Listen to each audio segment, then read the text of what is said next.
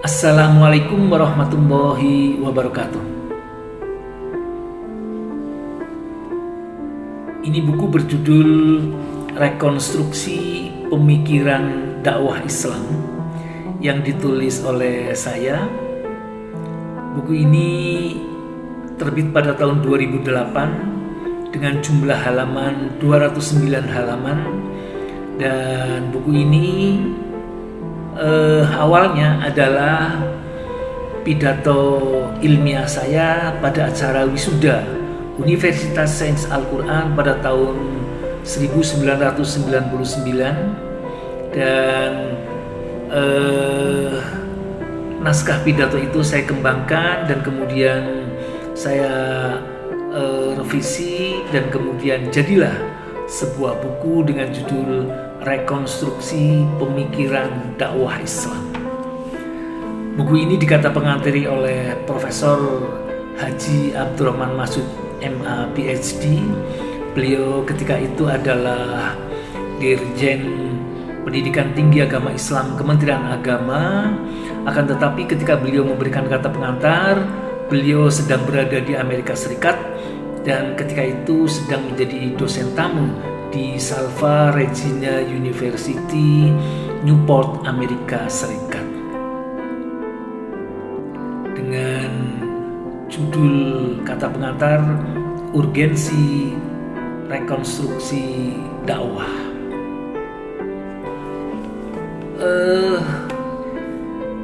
Rekonstruksi pemikiran dakwah Islam dikandung maksud bahwa dakwah Islam itu sementara ini difahami sebagai suatu kegiatan atau aktivitas dakwah, di mana dakwah ini adalah mengajak orang lain untuk memeluk agama Islam, mempercayai ajaran-ajaran Islam, dan kemudian juga melaksanakan ajaran-ajaran Islamnya. Akan tetapi sebagaimana kita tahu bahwa dakwah biasanya difahami oleh sementara orang adalah aktivitas bilisan.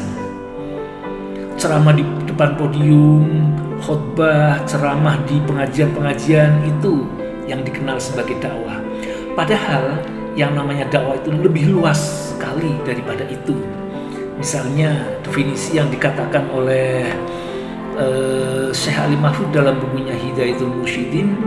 Syekh Ali Mahfud adalah seorang ulama, seorang dosen di Al-Azhar University. Dalam bukunya Hidayatul Mursyidin, beliau mendefinisikan dakwah bahwa ad-dakwah hiya hassun nasi alal khairi wal huda wal amru bil ma'ruf wan nahyu anil munkar liyafuzu bisa'adatil ajili wal ajil.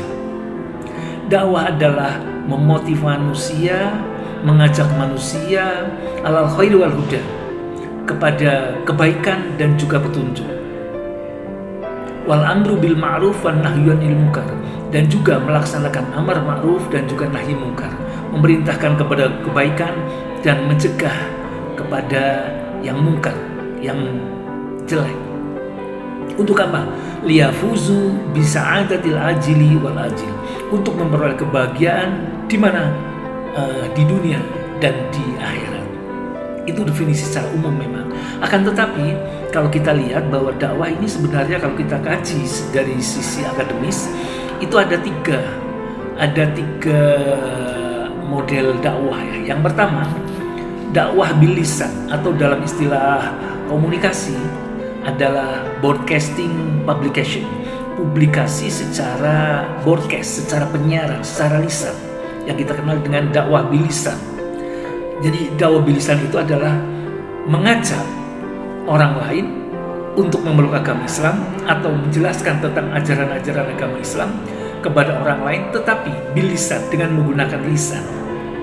Pidato, ceramah, pengajian, itu adalah dakwah bilisan. Itu yang sementara orang mengenalnya.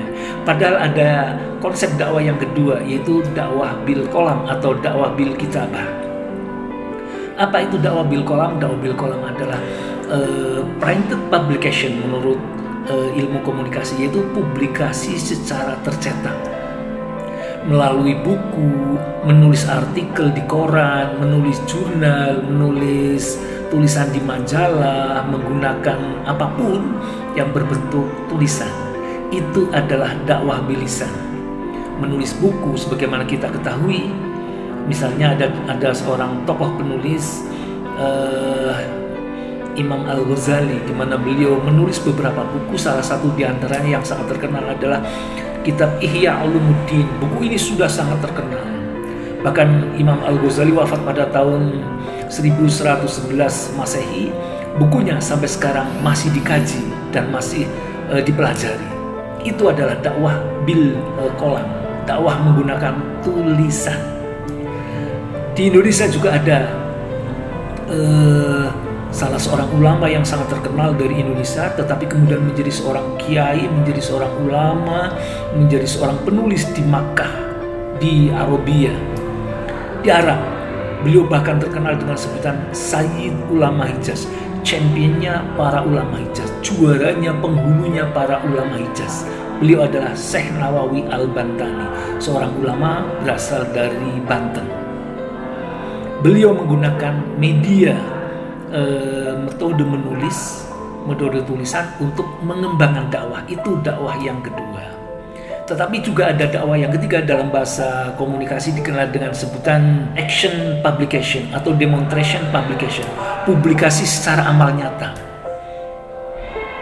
Dakwah menggunakan amal nyata atau dikenal dengan dakwah bil hal tadi adalah dakwah dengan melakukan aktivitas nyata, dakwah dengan menggunakan amal nyata, action, yaitu misalnya mendirikan pondok pesantren, mendirikan rumah sakit, memberikan santunan kepada fakir miskin, membuat lembaga pendidikan, madrasah, pesantren, masjid, dan lain-lain. Itu adalah dakwah dengan amal nyata.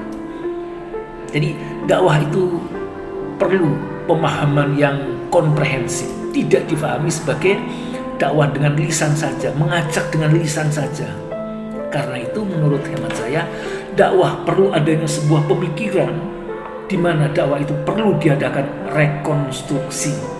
Dalam buku ini dibahas tentang perlunya rekonstruksi pemikiran dakwah Islam.